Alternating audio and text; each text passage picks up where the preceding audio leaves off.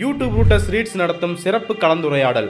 ஊடகவியலாளர்கள் Indrakumar Theradi, Che Guevara, YouTube ரூட்டர்ஸ் மைனர், ரவுதிரா ஆகியோர் கலந்து கொள்ளும் சிறப்பு கலந்துரையாடல் மார்ச் 8 மாலை 4:30 மணிக்கு. இடம் திராவிடர் விடுதலை கழகத்தின் தலைமை அலுவலகம், மயிலாப்பூர். அனைவரும் வருக. நமக்கு மோடி பிரதமரா இல்ல ட்ரம்ப் பிரதமரான்னு கொஞ்ச நாளா டவுட் வந்துருச்சு. என்னன்னு பாத்தீங்கன்னா, நம்ம மோடி 56 இன்ச்சுங்கிறாங்க, அப்படி இப்படிங்கிறாங்க, நெஞ்ச நிமித்திட்டு பேசுறாரு. ஆனா ட்ரம்ப பார்த்தா அப்படியே நம்ம எடப்பாடி மாதிரி கீழே குனிஞ்சு பர்பி தேட ஆரம்பிச்சிடறாரு. எடப்பாடி அப்படிங்கிறவர் வந்து தனி கட்சி எல்லாம் கிடையாதுங்க, பாஜகவோட லைட் வெர்ஷன் அப்படின்னு எடுத்துக்கலாம். தூத்துக்குடி படுகொலை நம்ம மறக்கவே முடியாது. இங்க யாருமே செய்ய துணியாத ஒரு காரியம் அது. சாமானிய மக்கள் தங்கள் உரிமைக்காக போராடினவங்களை காக்கா குருவியை சுடுற மாதிரி சுட்டு கொன்ன ஒரு கொலைகாரன் தான் எடப்பாடி அரசு. யாரு முதல்வர் வேட்பாளர்னு கேட்டா யாரு முடிவு பண்ணுவாங்கிறாங்க, டெல்லி முடிவு பண்ணுங்கிறாரு. இவர் வந்து ஒரு மாநிலத்துல ஒரு மிகப்பெரிய கட்சியோட தலைவர். வெக்கமா இல்ல? அது அவ்வளவு பெரிய கட்சி எல்லாம் இல்ல. நம்ம தோழர்கள் சொன்ன மாதிரி 4 5 பாஜக சில்லு சில்லா உடைச்சு விட்டுருச்சு.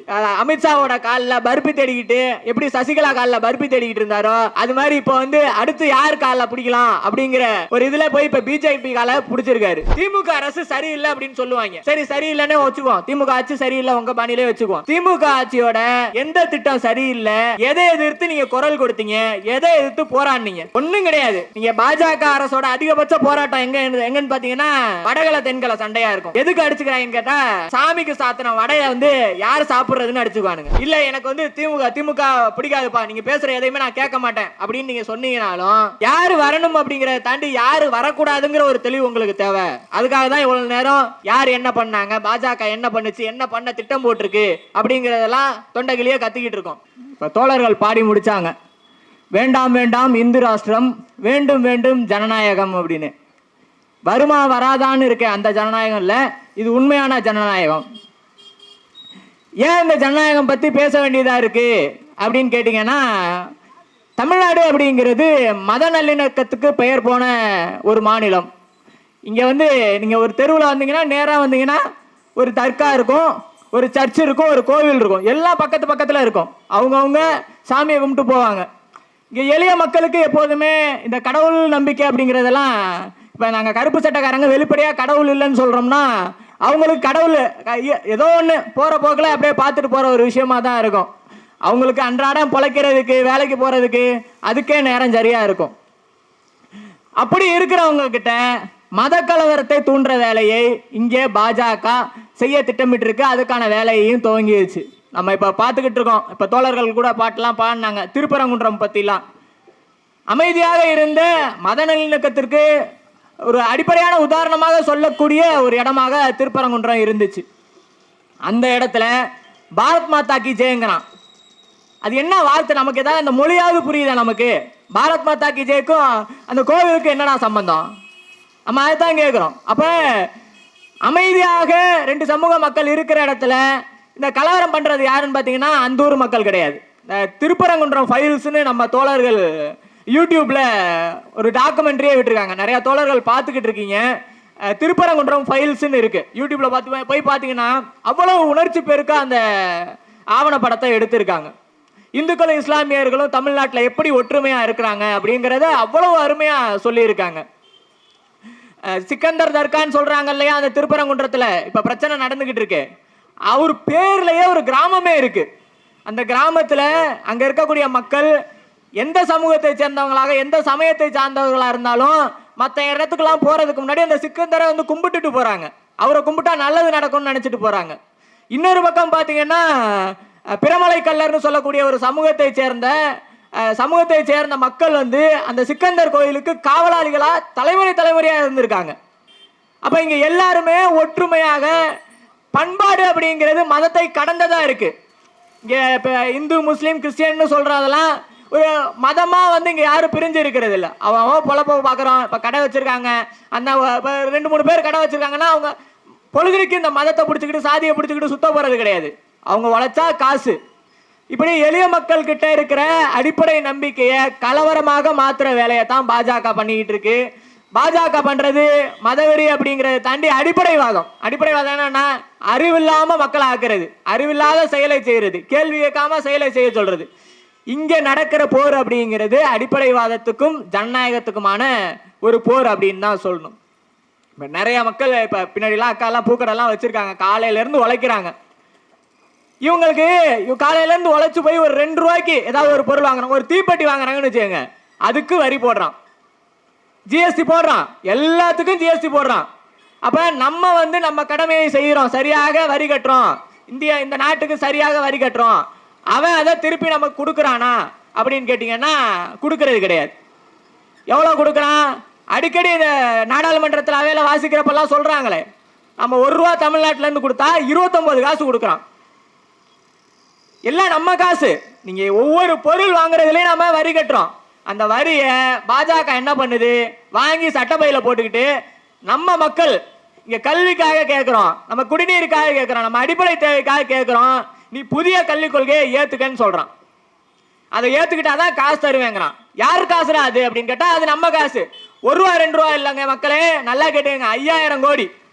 நம்ம படிப்புக்காக 3500 கோடி கேட்குறோம், நமக்கு தர வேண்டிய காசு அதை தரமாட்டேங்கிறான். சரி, எல்லாத்துக்கும் ஜிஎஸ்டி போடுறான்ல, ஒரு பொருளை மட்டும் விட்டுருவான். அது என்னன்னு கேட்டீங்கன்னா பெட்ரோல் டீசல். ஏன் விட்டுருவான்னா அதில் தான் அவனால் அதிகமாக கொள்ளையடிக்க முடியும். நீங்கள் இப்போ போர் எல்லா இடத்துலையும் போர் நடந்துக்கிட்டு இருக்கு, நீங்கள் பார்த்துருப்பீங்க, டிவிலலாம் பார்த்துருப்பீங்க, ஈரானில் போர் நடக்குது, உக்ரைன் போர் நடக்குது, ரஷ்யா போரில் இருக்குது அப்படின்னு சொல்லி. இந்த போர் நடக்கும்போது என்ன ஆகும்னா அந்த நாட்டு கையில் இருக்கிற இந்த பெட்ரோல் டீசல் கச்சா எண்ணெய் எல்லாம் வர விலைக்கு விற்றுருவாங்க. ரஷ்யாவில் தொடர்ச்சியாக போர் நடந்துக்கிட்டு இருக்கு, ஒரு 3-4 மாதத்துக்கு மேலே நடந்துக்கிட்டு இருக்கு, நம்ம பார்க்குறோம். ரஷ்யா என்ன பண்ணுச்சுன்னா என்கிட்ட இருக்க எண்ணெயெல்லாம் யாரும் வாங்க மாட்டேங்கிறான், நீ வாங்கிக்கோன்னு இந்தியாட்ட விற்க ஆரம்பிச்சிச்சு.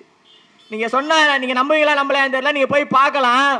கிட்டத்தட்ட இந்தியாவுக்கான 40% பெட்ரோல் வந்து நம்ம எங்கேருந்து வாங்குறோம்னா ரஷ்யாட்ட இருந்து வாங்குறோம். அவன் ஏதோ அதிக விலைக்கெல்லாம் கொடுக்கல, அடிமாட்டு விலைக்கு தள்ளி விடுறான். ஏன்னா அவன்கிட்ட வந்து போர் வந்துருச்சு, யாரும் வியாபாரம் பண்ண மாட்டேங்கிறான் அவன்கிட்ட. இப்படி நல்லபடியாக நமக்கு வந்து பெட்ரோல் கிடைக்குது. இவன் வந்து காசை குறைப்பான் அப்படின்னு பார்த்தோம்னா இந்த 10 வருஷத்தில் குறைக்கவே இல்லை. 101 ரூபா வச்சுருக்கான், கொஞ்சம் கூட குறைக்க மாட்டேங்கிறான். கச்சா எண்ணெய் விலையெல்லாம் குறையுது, ஆனால் குறைக்க மாட்டேங்கிறான். இந்த 10 வருஷத்தில் கிட்டத்தட்ட ஒரு 30 லட்சம் கோடி சம்பாரிச்சிட்டான் வரியில் மட்டுமே. ஒட்டுமொத்த வரி கிடையாது மக்களே, பெட்ரோலில் மட்டுமே, பெட்ரோல் டீசலில் மட்டுமே 30 லட்சம் கோடி வரி சம்பாரிச்சிருக்கான். அப்புறம் எப்படி அவன் அந்த ஜிஎஸ்டிக்குள்ளே கொண்டு வந்துடுவான்? ஜிஎஸ்டிக்குள்ளே கொண்டு வந்தால் ஒரு நியாயமாக அதுக்கான வரியை மட்டும்தான் போட முடியும், அதை அவன் பண்ண மாட்டான். இதில் இந்த எண்ணெய் மேட்டரில் என்னன்னா நமக்கு மோடி பிரதமரா இல்லை ட்ரம்ப் பிரதமரான்னு கொஞ்ச நாளாக டவுட் வந்துருச்சு. என்னன்னு பார்த்தீங்கன்னா நம்ம மோடி 56 இன்ச்சுங்கிறாங்க, அப்படி இப்படிங்கிறாங்க, நெஞ்ச நிமித்திட்டு பேசுகிறாரு. ஆனால் ட்ரம்ப்பை பார்த்தா அப்படியே நம்ம எடப்பாடி மாதிரி கீழே குனிஞ்சு பர்பி தேட ஆரம்பிச்சிடுறாரு. நம்ம நாட்டில் ஒரு விஷயம் என்ன நடக்கணும் அப்படிங்கிறத மோடி முடிவு பண்ணல, ட்ரம்ப் முடிவு பண்ணுறாரு. நீங்கள் இங்கே கடைங்களில் காய்கறி கடையெல்லாம் வச்சுருக்காங்க. நம்ம ஊரில் ஏதோ ஒரு மாவட்டத்தில், தமிழ்நாட்டில் ஏதாவது ஒரு மாவட்டத்தில் காய்கறிலாம் விளைஞ்சிருக்குங்க, அதை கொண்டு வந்து நம்ம விற்றுக்கிட்டு இருப்போம். அதிகபட்சம் போனால் அடுத்த மாநிலம், இந்த அளவுக்கு தான் இருக்கும். இப்போ நம்ம ட்ரம்ப்பை குளிர்விக்கிறதுக்காக அந்த ஆள் என்னடா நமக்கு வரியாக போட்டுக்கிட்டு இருக்கான் அப்படின்னு சொல்லி அவர் காலில் விழுந்து, ஐயா நீங்கள் உங்கள் விவசாய பொருள் எல்லாத்தையும் கொண்டு வந்து என்ன வேணாலும் இறக்குமதி பண்ணிக்க, உனக்கு வரியே கிடையாது, உனக்கு தடையே கிடையாது, நீ என்னத்தை வேணாலும் இறக்குமதி பண்ணிக்க அப்படின்னு சொல்லி இந்தியா ஒரு ஒப்பந்தம் போட போகுது அமெரிக்கா கூட. விவசாய பொருள் அப்படின்னா என்ன நினைக்கிறீங்க? நம்ம கடையில் வாங்குறோம்ல, எண்ணெய், வெண்ணெய், அப்புறம் பன்னீர், தயிர், பால் எல்லாம் பேக் பண்ணி அங்கேருந்து வரும். இது மட்டும் கிடையாது, ஹைபிரிட் விதையிலேருந்து உரத்துலேருந்து எல்லாத்தையும் உள்ளே இறக்குவான். இங்கே சாதாரணமாக அன்றாட பிழைப்புக்கு சின்ன சின்ன கடை வச்சிருக்க தாய்மார்களால், உழைக்கும் மக்களால் அமெரிக்காவிலேருந்து ஒரு கம்பெனி கொண்டு வந்து இங்கே ஒரு சூப்பர் மார்க்கெட் போட்டு நம்ம 10 ரூபாய்க்கு உழைச்சி சம்பாரித்து ஒரு 10 ரூபாய்க்கு ஒரு பொருளுக்கு விற்பனை விலை வைக்கும் போது அவன் வந்து ஒரு செலவும் கிடையாது, அவனுக்கு 0% வரியில் டைரெக்டாக இங்கே இறக்குமதி பண்ணுறத கொண்டு வந்து 7 ரூபாய்க்கு விற்பான். அப்போ பொதுமக்கள் 7 ரூபாய்க்கு விற்கிறத வாங்குவாங்களா, 10 ரூபாய்க்கு விற்கிறத வாங்குவாங்களா? அப்போ இது யார் வயிற்றுல அடிக்கிற வேலை? இந்துக்களுக்குன்னு சொல்றாங்க இல்லையா, அந்த இந்துக்கள் வயிற்றுல அடிக்கிற வேலையை தான் பிஜேபி இப்ப பண்ண போகுது. இது பண்ணா என்ன ஆகும் யோசிச்சு பாருங்க. எல்லா பொருளையும் வரி இல்லாம அவன் இறக்குறவன் பாதி விலைக்கு விற்பான். நம்ம மக்களுக்கு ஏற்கனவே வியாபாரம் கிடையாது, ஜிஎஸ்டின்னு ஒன்று போட்டான், அதுக்கு முன்னாடி வந்து காசை செல்லாதுன்னு சொல்லி போட்டான். சிறு குறு விவசாயிகள் எல்லாரும் வேலை இல்லாம தவிச்சாங்க, அவங்களோட வியாபாரம் எல்லாம் நாசமா போச்சு. திருப்பூர்ல எல்லாம் ரொம்ப மோசமா போச்சு. ஸோ இவ்வளவு வேலையும் பண்ணிட்டு என்ன சொல்லுவான், பாரத் மாதா கி ஜெயம்மா. நமக்கு புரியுற மாதிரி நம்ம மொழியிலையாவது சொல்லுங்கடா, என்னத்தையாவது சொல்லி தோங்கடா, அதை நம்ம மொழியிலையாவது சொல்லுங்கடான்னு தான் நம்ம கேட்கிறோம். எதுக்குமே அவங்க தயாரா இல்லை. நீங்க இப்ப நம்ம பேங்க்ல எல்லாம் போறோம் இல்லையா, நம்ம பேங்குக்கெல்லாம் போறோம், எல்லாரும் போறோம். நம்ம ஒரு நகையை அடகு வைப்போம், இல்ல ஒரு ஆர்டி போடுவோம், எஃப்டி போடுவோம். இப்படி நம்ம காசு வந்து பேங்கோட பண புழக்கத்துல இருக்கும். நம்ம ஒரு சேமிப்புக்காக போட்டு வைப்போம், நம்ம பிள்ளைங்க பேர்ல போட்டு வைப்போம், ஆர்டி போட்டு வைப்போம், எஃப்டி போட்டு வைப்போம், ஏதாவது ஒண்ணு போட்டு வைப்போம் இல்லையா. இந்த காசெல்லாம் எங்க போகும்? ஷேர் மார்க்கெட்ல போட்டு நமக்கு வட்டியா தருவாங்க அப்படின்னு நம்ம நினைச்சுக்கிட்டு இருப்போம். ஆனா அப்படிதான் நடந்துகிட்டு இருந்துச்சு. மோடி ஆட்சிக்கு வர வரைக்கும் அப்படிதான் நடந்துகிட்டு இருந்துச்சு. இப்ப மோடி ஆட்சிக்கு வந்ததுக்கு அப்புறம் இந்த 10 வருஷத்துக்கு மேல என்ன பண்றாங்கன்னா, மக்கள்கிட்ட இருந்து காசெல்லாம் வாங்கி கொண்டு போய் அந்த அதானிக்கும், அம்பானிக்கும், மல்லையாவுக்கும், நீரவ் மோடிக்கும் நீ கடனா வச்சுக்க அப்படின்னு சொல்லி காசை தள்ளி விடுறானுங்க. இந்த காசை கொடுக்குறாங்க இல்லையா, இந்த காசுல ஏதாவது திரும்பி வருதுன்னு, திரும்பி வந்தாலும் நமக்கு பரவாயில்லையே. ஒரு காசும் திரும்பி வர்றது கிடையாது. கிட்டத்தட்ட 10 லட்சம் கோடிக்கு மேல வாராக்கடன்ல போயிருச்சு. இதுல என்ன கொடுமைன்னா, இவன் கடனை கேட்பாங்க, கேட்கிற மாதிரி கேட்பானுங்க. சரி, கேட்கறத கடனை திரும்பி கொடுத்துருவாங்க. கேட்டா எனக்கு நஷ்டம் ஆயிருச்சுங்க, என்கிட்ட காசு இல்லைங்க அப்படிம்பாங்க. அப்படியா, ரைட் ஆஃப் அப்படிம்பாங்க.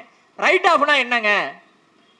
கடன் கொடுப்பேன், கடனை போய் அந்த கடன் கொடுத்தவன்ட்ட கேட்பேன், அவன் எனக்கு நஷ்டமாயிருச்சுங்க, என்னால இவ்வளவுதாங்க முடியுமா, சரி உன்கிட்ட இருக்கிறத கொடுப்பா, நீ கொடுத்ததா நான் நினைச்சுக்கிறேன் அப்படின்னு சொல்றதான். இதை பார்த்தா ஏதாவது இழுச்சவாயன் சொல்ற மாதிரி இருக்கு இல்லையா, நம்மளெல்லாம் இழுச்சவாயனா தான் ஆக்கிக்கிட்டு இருக்காங்க. இப்படித்தான் 15 லட்சம் கோடிக்கு மேல ரைட் ஆஃப் பண்ணிருக்கு மோடி அரசு. 1 ரூபா 2 ரூபா கிடையாது மக்களே. நான் ஏற்கனவே சொன்னேன் இல்லையா, நம்ம கல்விக்காக, நம்ம பிள்ளைங்க படிப்புக்காக வெறும் 3000 கோடி காசை தரமாட்டேன், நீ புதிய கல்விக் கொள்கையை ஏத்துக்க அப்படின்னு சொல்ற மோடி அரசு கார்பரேட் வரிய சராமரியா தள்ளுபடி பண்ணணும். வெறும் வரியை மட்டும் தள்ளுபடி பண்ணல, கடனை சேர்த்து தள்ளுபடி பண்ணுது. சோ இப்படி நம்மளோட அன்றாட வாழ்க்கையில நேரடியாகவும் மறைமுகமாகவும் எவ்வளவு கெடுதல்களை பண்ண முடியுமோ அவ்வளவு கெடுதல்களை பண்ணிக்கிட்டு இருக்கு. நீங்க கல்வியில எல்லாம் எடுத்துக்கிட்டீங்கன்னா, இந்த புதிய கல்விக் கொள்கைன்னு ஒண்ணு சொல்றானுங்க. நமக்கு நல்லதா இருந்துச்சு, நமக்கு நியாயமா இருக்கு, தமிழ்நாட்டு மக்களுக்கு ஏத்ததா இருக்கு அப்படின்னா நம்ம ஏத்துக்குவோம். ராஜாஜி காலத்திலே நம்ம குலக்கல்வி வந்ததை பெரியார் தடி கொண்டு அடைச்சு விரட்டினாரு. இப்ப அதே குலக்கல்வி என்ன பண்றான், புதிய கல்விக் கொள்கை அப்படின்னு சொல்லிட்டு கொண்டு வந்து நம்ம முன்னாடி திணிக்க பாக்குறான். அப்ப மக்களுக்கு சம்பந்தமே இல்லாத ஒரு விஷயத்தை கொண்டு வந்து திணிக்கிறதா அவங்களோட வேலையா இருக்கு. எங்க வேலையை நாங்க பாத்துக்கிறோம்டா, நீ எங்களுக்கு தேவையான காசை கொடுறான், நாங்க கொடுத்த காசை திருப்பி கொடுறான்னு கேட்டாலும் அதையும் கொடுக்கறது இல்ல. என்ன சொல்றான்னா, எங்க கொடுத்த காசை திருப்பி கொடுறான்னா, உங்க மக்கள் தொகை கம்மியா இருக்குங்க, உங்களுக்கு இது போதுங்க அப்படிங்கிறான். ஏண்டா, அவன் வதவதன் புள்ள பெத்து போட்டிருக்கான், நீ சொன்ன கவர்மெண்ட் திட்டத்தெல்லாம் நாங்க கடைபிடிச்சோம், நாங்க கடைபிடிச்சதுக்கு நீ என்ன பண்ணி இருக்கணும், எங்களுக்கு நியாயமா கொடுக்க வேண்டிய காசை கொடுத்துருக்கணுமா இல்லையா? அதை கொடுக்காம நீ சொன்னதை கேட்டு மக்கள் தொகையெல்லாம் கட்டுப்படுத்தி ரொம்ப கரெக்டா எல்லா வேலையும் செஞ்சுக்கிட்டு இருக்க எங்களுக்கு, கடைசியில நீ கம்மியா இருக்க, நீ மக்கள் தொகை கம்மியா இருக்க, உனக்கு இந்த காசு போதுங்கிறது அநியாயமா இல்லையா? எல்லா விஷயத்திலயும் இப்படிதான் பண்ணிக்கிட்டு இருக்கான். நீங்க இந்த இங்க சுத்தி கடைகள்லாம் வச்சுக்கிட்டு இருக்கவங்க எல்லாம் நிறைய பேர் பார்த்துக்கிட்டு இருக்கீங்க. உங்களுக்கு பொருளாதார நிம்மி மாமி இருக்கீங்களா, நிம்மி மாமி வந்து பட்ஜெட்ல ஒவ்வொரு திட்டங்கள் அறிவிப்பாங்க. அப்ப பொருள் விலையெல்லாம் ஏறி போச்சுங்க, வெங்காயம் தக்காளி விலையெல்லாம் ஏறி போச்சுங்க, சாமானிய மக்களால வாங்க முடியலங்க அப்படின்னு சொன்னா அந்த அம்மா என்ன சொல்லுது, நான் வெங்காயம் சாப்பிட்றது இல்லை, பூண்டு சாப்பிட்றது இல்லை, எனக்கு தெரியாது அப்படிங்குது. ஒரு பினான்ஸ் மினிஸ்டர், ஒரு பாப்பாத்தி என்ன சொல்லுது, நான் வெங்காயம் பூண்டு சாப்பிட்றது இல்லை, எனக்கு அதெல்லாம் தெரியாது அப்படிங்குது. அப்ப நீ யாருக்காக ஆட்சி நடத்துற? இந்த ஆட்சி அப்படிங்கிறது பார்ப்பனர்களுக்கும் பனியாக்களுக்குமான ஆட்சியா தான் நடந்துகிட்டு இருக்கு. சாமானிய மக்கள் வந்து ஒரு லோன் கட்டலன்னா அடுத்த நாளே ஆள் விடுவான், வீட்டுக்கு வந்து நிற்பான். நம்ம கல்வி கடன் கட்டலன்னா நம்ம ஸ்டூடெண்ட்ஸ் மாணவர்கள் வந்து எவ்வளவு கஷ்டப்படுறாங்க கல்வி கடனை கட்ட முடியாம. அவங்க வீட்டுக்கு ஆள் அனுப்பி அவங்க பெற்றோர்களை அவமானப்படுத்தி எவ்வளவு அசிங்கப்படுத்த முடியுமோ பேங்க்காரன் எல்லாத்தையும் பண்ணுவான். ஆனா இந்த வீரப்பெல்லாம் அவனால எங்க காட்ட முடியாது, கார்பரேட் கம்பெனியில காட்ட முடியாது. இப்படி தமிழர்களின் விரோதியா இருக்கக்கூடிய பாஜக அரசு தன் கைப்பாவையா இன்னைக்கு பிடிச்சிருக்க ஆள் தான் நம்ம எடப்பாடி. எடப்பாடி அப்படிங்கிறவர் வந்து தனி கட்சி எல்லாம் கிடையாதுங்க, பாஜகவோட லைட் வெர்ஷன் அப்படின்னு எடுத்துக்கலாம். ஏன்னா தூத்துக்குடி படுகொலையை நம்ம மறக்கவே முடியாது, இங்க யாருமே செய்ய துணியாத ஒரு காரியம் அது. சாமானிய மக்கள் தங்கள் உரிமைக்காக போராடினவங்கள காக்கா குருவியை சுடுற மாதிரி சுட்டு கொன்ன ஒரு கொலைகாரன் தான் எடப்பாடி அரசு. இப்போ எடப்பாடியும் பாஜகவும் சேர்ந்து வந்து இப்போ வந்து திமுகவை எதிர்க்கிறோம் அப்படின்னு சொல்லி நிற்கிறாங்க. இவங்க அறிவிக்கிற திட்டங்கள்லாம் பாருங்களேன். ஒரு சைடு வந்து முதல்வர் வந்து ஒரு சைடு திட்டங்களை அறிவிக்கிறாரு, அதுக்கு பேர்லாம் அறிமுகப்படுத்துறாரு. இன்னொரு பக்கம் பார்த்தா எடப்பாடி வந்து அவரோட திட்டங்களை அறிவிக்கிறாரு. இந்த பெண்களுக்கான உரிமை தொகை, மகளிர் உரிமை தொகை அப்படின்னு சொல்லி ஒரு திட்டத்தை முதல்வர் அறிவிச்சு அது நடந்துகிட்டு இருக்கு. மகளிர் உரிமை தொகை அந்த பேரை நல்லா பார்த்து எந்த இடத்துலையும் வந்து அதை வந்து ஒரு அவங்களுக்கு வந்து ஏதோ இனாமா தர மாதிரியோ அப்படிலாம் சொல்லல, அது ஒரு உரிமை தொகைங்கிறாரு. இந்த பக்கம் பார்த்தா நம்ம எடப்பாடி ஏதோ ஒரு பேர், நல்ல பேர் சொல்லியிருந்தாப்புல, குலவிளக்கு. குலவிளக்கு என்னடா அது, விளக்கு சொம்புன்ட்டு வேற பேரே கிடைக்கல. பொண்ணுங்களுக்கு பேர் வைக்கிறது, ஒரு திட்டத்துக்கு பேர் வைக்கிறது எப்படி வைக்கிறாங்கன்னு பாருங்க. நமக்கு ஒரு திட்டத்தை செயல்படுத்துறோம் அப்படின்னா அது எதுக்காக செயல்படுத்துறோம்னு இருக்கு. நம்ம முதல்வர் கூட சொல்லியிருந்தாப்புல, அழகு அப்படிங்கிறது ஒரு பொண்ணு வந்து படிச்சு நல்ல நிலைக்கு போய் இருக்கிறது தான் அழகு அப்படின்னு சொல்லி. அப்ப ஒரு கட்சியோட ஒரு செயல் திட்டமும் சித்தாந்தமும் எதை நோக்கி இருக்கு, அவங்களோட பார்வை எப்படி இருக்கு அப்படிங்கிறது ரொம்ப முக்கியமா இருக்கு. அதன் அடிப்படையில தான் திமுக அரசும் சரி, தமிழக முதல்வரும் சரி, பெண்கள் மையப்படுத்தி நிறைய திட்டங்களை கொண்டு வந்திருந்தாங்க. குறிப்பா இந்த விலையில்லா இந்த பேருந்தெல்லாம் எடுத்துக்கிட்டீங்கன்னா கிட்டத்தட்ட பெண்களோட சம்பளத்துல ஒரு 15% ஆவரேஜா வந்து அவங்களோட சம்பளத்துல சேமிச்சு தருது. இது ரொம்ப பெரிய விஷயம். நீங்க ரொம்ப சாதாரணமா நினைச்சிடலாம், ஒரு டிக்கெட் தானே அப்படின்னு. டெய்லியும் போயிட்டு வர டிக்கெட்டை நீங்க கால்குலேட் பண்ணீங்கன்னா குறைஞ்சது 10-20% அவங்களுக்கு வந்து ஒவ்வொரு மாசமும் சேவிங்ஸ் ஆகுது. மாசம் அவங்களுக்கு உரிமை தொகை கொடுக்குறாங்க இல்லையா, அது சும்மா சாதாரணமான விஷயம் கிடையாதுங்க. பெண்களோட கையில பணத்தை புழங்க விடுறது அப்படிங்கிறது வெறும் அது ஒரு பணம் மட்டும் கிடையாது, அது ஒரு சுயமரியாதை சம்பந்தப்பட்ட விஷயம். ஏன்னா நம்ம ஊர்ல என்ன சொல்லி பழக்கப்படுத்திருக்காங்கன்னா, பொம்பளை கையில காசு கொடுக்காத அப்படின்னு தான். அப்ப பொம்பளை கையில காசு கொடுக்காத அப்படிங்கிற பழக்கத்தை உடைக்கிற ஒரு வேலையை தான் இந்த உரிமை தொகை பண்ணுது. அப்ப அது சுயமரியாதை சம்பந்தப்பட்ட ஒரு விஷயமா இருக்கு. இப்படி தொடர்ச்சியாக பெண்களோட முன்னேற்றத்துல திமுக அரசு தொடர்ச்சியாக இயங்கிக்கிட்டு இருக்கு. பெண்களோட முன்னேற்றம் மட்டும் இல்லாமல் எல்லாரையும் சேர்ந்து முன்னேற்றுவோம் அப்படின்னு சொல்றாரு முதல்வர். அதற்கேற்ற மாதிரி தான் முதியோர்களுக்கான உரிமை தொகை இப்ப சமீபத்தில் சொல்லியிருக்காங்க. அவர்களுக்கான செயல் திட்டங்கள், மாற்றுத்திறனாளிகளுக்கான செயல் திட்டங்கள்னு ரொம்ப ஸ்ட்ரெச்சர்டா எல்லாத்தையும் திட்டமிட்டு செயல்படுத்திக்கிட்டு இருக்காங்க. திமுக முதல்வர் கூட சொல்லியிருக்காரு, திமுக தலைவர் கூட சொல்லியிருக்காரு. இது வந்து ஒரு இப்ப நாங்க போட்டிருக்கிறது வந்து ஒரு தனி ஸ்ட்ரக்சரு. அடுத்தது நாங்க வெற்றி பெற்று வரும்போது மாநில சுயாட்சியை அடிப்படையாக கொண்ட திட்டங்களை நிறைவேற்றுவோம் அப்படின்னு சொல்லியிருக்காரு. இப்படியான விஷயத்தை பேசுறதுக்கு எடப்பாடி கிட்ட தைரியம் இருக்கா? யாரு முதல்வர் வேட்பாளர்னு கேட்டா யாரு முடிவு பண்ணுவாங்கிறாங்க, டெல்லி முடிவு பண்ணுங்கிறாரு. இவர் வந்து ஒரு மாநிலத்துல ஒரு மிகப்பெரிய கட்சியோட தலைவர். வெக்கமா இல்ல? இவ்வளவு பெரிய கட்சியை வச்சுக்கிட்டு, இப்ப அது அவ்வளவு பெரிய கட்சியெல்லாம் இல்ல, நம்ம தோழர்கள் சொன்ன மாதிரி 4-5 பாஜக சில்லா உடைச்சு விட்டுருச்சு. இப்ப அமித்ஷாவோட காலில் பருப்பி தேடிக்கிட்டு எப்படி சசிகலா காலில் பருப்பி தேடிக்கிட்டு இருந்தாரோ அது மாதிரி இப்போ வந்து அடுத்து யார் காலில் பிடிக்கலாம் அப்படிங்கிற ஒரு இதில் போய் இப்போ பிஜேபி காலை பிடிச்சிருக்காரு. பிடிக்கலன்னா இடி ரைடு வந்துடும். நீங்கள் இந்தியாவிலே பார்த்துக்கிட்டீங்கன்னா ஒரு 2-3 மாநிலங்கள் எடுத்துக்கலாம். வெஸ்ட் பெங்கால், கேரளா, தமிழ்நாடு, இந்த மாதிரி 2-3 மாநிலங்களில் தான் நீ இடி ரைடு விட்டாலும் சரி உன்னை எதிர்க்கிறத நிப்பாட்ட மாட்டேன்னு அரசுகள் துணிஞ்சு நிற்குது. அந்த வகையில் மாநில கட்சியாக நிற்கிறது 2 கட்சி தான். அதுல திமுகவுக்கு வந்து ஒரு தனித்த பாரம்பரியம் இருக்கு. என்னென்னமோ பண்ணி பார்த்தாங்க. இதையெல்லாம் தாண்டி திமுகவுடைய தலைவராகவும் தமிழகத்தின் முதல்வராகவும் ரொம்ப சிறப்பாகவே முதல்வர் ஸ்டாலின் அவர்கள் ஆட்சி செஞ்சுக்கிட்டு இருக்காரு. அவர் முக்கியமா வந்து இந்த ஒரு தனித்துவமா அவர்கிட்ட இருக்க விஷயமா பார்க்கணும்னா இந்த பழிவாங்கிற செயல்ல எல்லாம் ஈடுபடலாங்க. இதே மோடியா லேடியான்னு கேட்ட லேடி என்ன பண்ணுவாங்க, ஒரு பிளக்ஸ்ல அவங்க போட்டோவை விட ஒரு அமைச்சரோட போட்டோ கொஞ்சம் பெருசா வந்துருச்சுன்னா அடுத்த நாள் அவர் அமைச்சரா இருக்க மாட்டார். ஸோ அப்படியான ஒரு சர்வாதிகார கட்சியா தான் வச்சிருந்தாங்க. அதனாலதான் அந்த அம்மா இறந்ததுக்கு அப்புறம் கட்சி ஒன்றும் இல்லாம போயிருச்சு. கட்சியில கருத்தியெல்லாம் பேசுறதுக்கு ஆள் இல்லை, கட்சியை வழி நடத்த ஆள் இல்லை. எல்லாம் ஆளுக்கு எனக்கு பதவி வேணும் அப்படின்னு சொல்லி கூவத்தூர் ரெசார்ட்லாம் நம்ம மறந்துருக்க மாட்டோம். ஸோ இப்படியான கட்சியாக அது உடஞ்சு போச்சு. இன்னொரு பக்கம் இங்க கருத்தியல் ரீதியாக கூட்டணியாக திமுக அரசோட கூட்டணி இருக்கு, இந்தியா கூட்டணி இருக்கு. ஏதாவது ஒரு பிரச்சனை வருது, மக்கள் விரோதமாக ஒரு திட்டம் வருது, அல்லது வந்து மக்களுக்கு முரணான ஒரு கருத்துக்களை இந்த திட்டம் வச்சிருக்கு அப்படின்னா திமுக அரசை எதிர்த்து திமுக கூட்டணி கட்சிக்காரங்க தான் போராடுவாங்க. நீங்க பாத்தீங்கன்னா கம்யூனிஸ்ட் கட்சிக்காரங்க போராடிட்டு இருப்பாங்க, விசிக கட்சிக்காரங்க போராடிட்டு இருப்பாங்க. அப்ப அந்த குறைந்தபட்ச ஜனநாயகம்னு ஒரு விஷயம் இருக்கு இல்லையா, அந்த விஷயம் இப்ப தமிழ்நாட்டில் இருக்கு.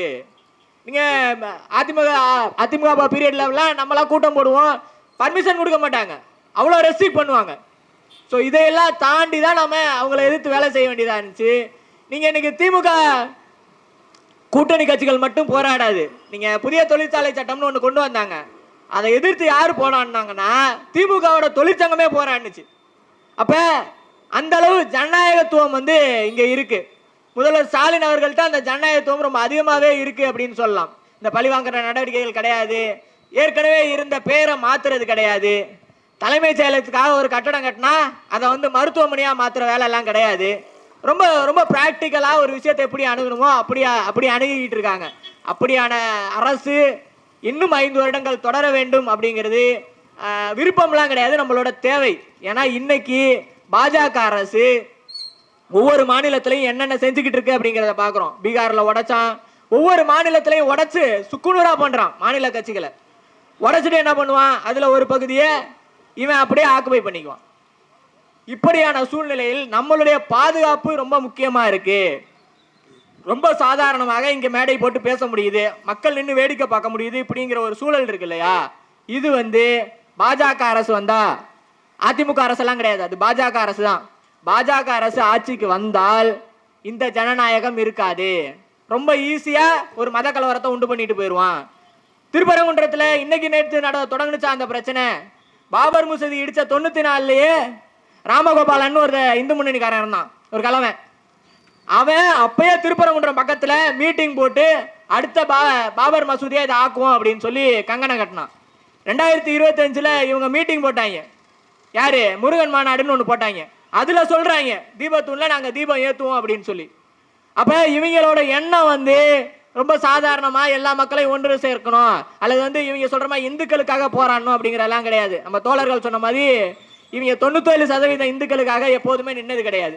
நீங்க நல்லா யோசிச்சு பாருங்க, எவ்வளவு வேணாலும் யோசிச்சு பாருங்க. ஒரே ஒரு விஷயம் தான், திமுக அரசு சரியில்லை அப்படின்னு சொல்லுவாங்க. சரி, சரியில்லைன்னே வச்சுக்குவோம், திமுக ஆட்சி சரியில்லை உங்க பாணியிலே வச்சுக்குவோம். திமுக ஆட்சியோட எந்த திட்டம் சரியில்லை, எதை எதிர்த்து நீங்க குரல் கொடுத்தீங்க, எதை எதிர்த்து போராடினீங்க? ஒன்றும் கிடையாது. நீங்க பாஜக அரசோட அதிகபட்ச போராட்டம் எங்கன்னு பாத்தீங்கன்னா வடகலை தென்கலை சண்டையா இருக்கும். எதுக்கு அடிச்சுக்கிறாங்கன்னு கேட்டா, சாமிக்கு சாத்தின வடையை வந்து யார் சாப்பிட்றதுன்னு அடிச்சுக்குவானுங்க. இவங்களோட போராட்டம் வந்து இந்த லெவல்ல தான் இருக்கும். அப்ப மக்களுக்கான பிரச்சனையில் யார் போராடுறதுக்கு ஜனநாயகம் இருக்கு, யார் வந்து மக்களோட குரலுக்கு மதிப்பு கொடுக்குறாங்க அப்படிங்கிறத நம்ம ரொம்ப முக்கியமா பார்க்க வேண்டியதா இருக்கு. அந்த வகையில் திமுக அரசு குறைகள் இருக்கலாம், உங்களுக்கு மாற்று கருத்து கூட இருக்கலாம். இல்ல எனக்கு வந்து திமுக பிடிக்காதுப்பா, நீங்க பேசுற எதையுமே நான் கேட்க மாட்டேன் அப்படின்னு நீங்க சொன்னீங்கனாலும், யாரு வரணும் அப்படிங்கிறத தாண்டி யாரு வரக்கூடாதுங்கிற ஒரு தெளிவு உங்களுக்கு தேவை. அதுக்காக தான் இவ்வளவு நேரம் யார் என்ன பண்ணாங்க, பாஜக என்ன பண்ணுச்சு, என்ன பண்ண திட்டம் போட்டிருக்கு அப்படிங்கிறதெல்லாம் தொண்டைகிலேயே கத்திக்கிட்டு இருக்கோம். பாஜக வரக்கூடாது, பாஜக இந்த மண்ணில் வந்தா இந்த மண் வந்து இப்ப இருக்க மாதிரியான ஒரு மதச்சார்பற்ற மத நல்லிணக்கம் கொண்ட ஒரு மாநிலமாக இது இருக்காது அப்படிங்கிற ஒரு புரிதல் இங்க பார்த்துக்கிட்டு இருக்க எல்லாருக்கும் இருந்தாலே போதும். அது இருந்தாவே எங்க கூட்டம் வந்து ஒரு வெற்றி அடைஞ்ச கூட்டமா தான் நான் பாக்குறேன். ஸோ அந்த ஒரு தெளிவு உங்களுக்கு கண்டிப்பா இருக்கணும். புதுசா எத்தனை பேர் வரலாம், ஒரு சில பேர் சொல்றாங்க, நம்ம யங்ஸ்டர்ஸ் நிறைய பேர் சொல்றாங்க புதுசா ஒருத்தவங்களுக்கு வாய்ப்பு கொடுக்கலாம் அப்படின்னு சொல்லி.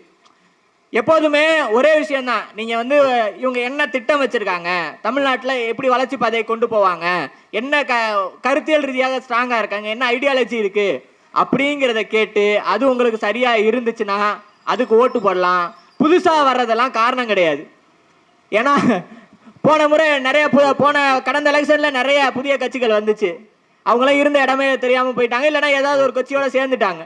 இப்படி ஒவ்வொரு எலெக்ஷன்லையும் புதுசா ஆட்கள் வந்துகிட்டு தான் இருப்பாங்க. புதுசா வர்றது அப்படிங்கிறது தகுதி கிடையாது. புதுசா வர்றவங்க இப்ப இருக்கிறத விட, ஏன் பாஜகவை விட மோசமான ஒரு கட்சியாக ஆட்சியை கொடுப்பவர்களாக, அல்லது வந்து ஒரு பக்கா வலதுசாரியா இருந்தா என்ன பண்ணுவீங்க? ஒண்ணும் பண்ண முடியாது. ஓட்டு போட்டு அப்படி ஏதாவது நடந்துருச்சுன்னா தமிழ்நாடு நாசமா போயிடும்.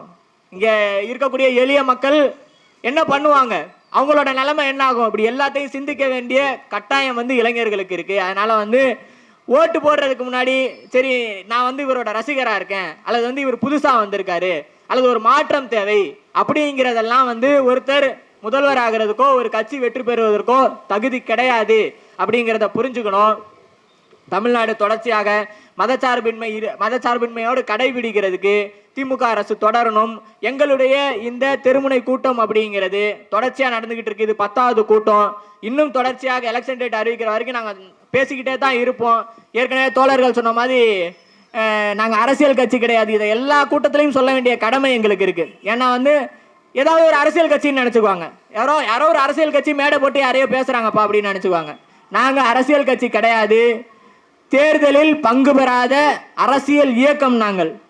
எங்களோட கடமை மக்களுக்கு நல்ல விஷயங்களை, சமூக நீதி கருத்துக்களை சொல்லி புரிய வைக்க முயற்சி செய்கிறது, பரப்புரை பண்ணுறது. அதை இன்னைக்கு இங்கே செஞ்சோம், நாளைக்கு இன்னொரு இடத்துல போவோம். எல்லா இடத்துலையும் மக்கள்கிட்ட எப்படி பெரியார் வந்து சரியான கருத்துக்களை கொண்டு போய் சேர்க்கறதுக்கு தன்னுடைய 90 வயதுக்கு மேலாக உழைச்சிக்கிட்டு இருந்தாரோ, அதே போல நாங்களும் தொடர்ச்சியாக பரப்புரை செஞ்சு மக்கள்கிட்ட நல்ல விஷயங்களை கொண்டு சேர்க்கறதுக்கான வேலைகளை செய்வோம். தொடர்ச்சியாக நாளைக்கு வேளச்சேரியில் கூட்டம் இருக்குது. வேளச்சேரிக்கு வர மக்கள் நிச்சயமாக அந்த கூட்டங்களுக்கு வரணும். ஸோ யாரை தேர்ந்தெடுக்கணும் அப்படிங்கிறதுல ஒரு தெளிவோடு இருங்க அப்படின்னு சொல்லி வாய்ப்புக்கு நன்றி கூறி விடைபெறுகிறேன். நன்றி, வணக்கம்.